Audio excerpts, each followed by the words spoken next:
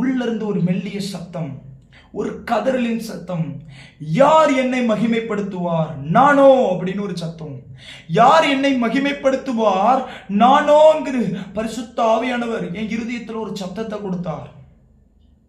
அப்போ இப்ப இது எனக்கு தெரியல. இந்த சத்தத்தை கேட்ட உடனே என் கண்ணில் கண்ணீர் வர ஆரம்பிச்சிருச்சு. ஆனா அவர் என்ன சொல்ல வராருன்னு எனக்கு புரியல.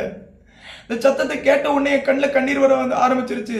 யார் என்னை மகிமைப்படுத்துவார்? நானோன்னு ஒரு சத்தம்.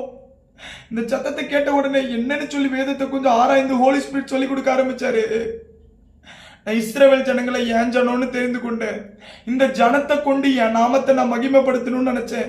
ஆனா அந்த ஜனம் பாவத்தை செஞ்ச ஜனமா இருந்ததுனால ஓப்பனி பிணைகாசை நான் தெரிந்து கொண்ட பாத்திரங்கள்.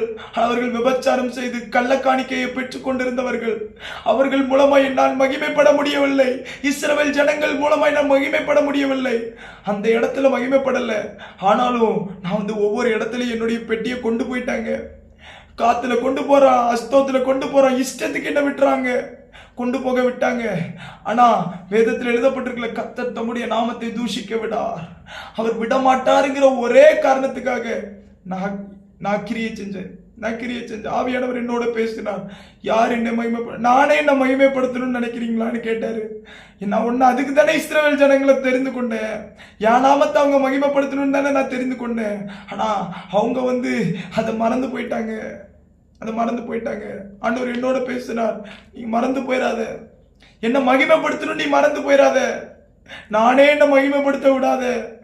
உன்னை தெரிந்து கொண்டது மகிமையை வெளிப்படுத்துறதுக்காக.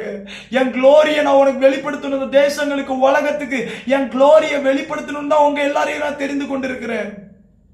ஆனா உங்களால உடன்படிக்கை பெட்டியை தூக்க முடியலையே ஒழுங்கா, அதுக்குரிய பரிசுத்தம் இல்லாம இருக்கிறீங்களே. ஆவியானவர் என்னோடு பேசினார். அப்போ இன்னைக்கு நம்ம ஒரு காரியத்தை தெளிவா தெரிந்து கொள்ளணும். வேதத்தை வாசிக்கும் பொழுது ஹோலி ஸ்பிரிட் உள்ள இருந்து பேசுவார், தெளிவா பேசுவார் உங்களோட. நம்ம நினைக்கிறோம். நான் திரும்பி ஒரு தெளிவா ஒரு காரியத்தை சொல்றேன். நீங்க வேதத்தை தியானிப்பீங்க, வாசிப்பீங்க, அவ்வளவுதான். உள்ள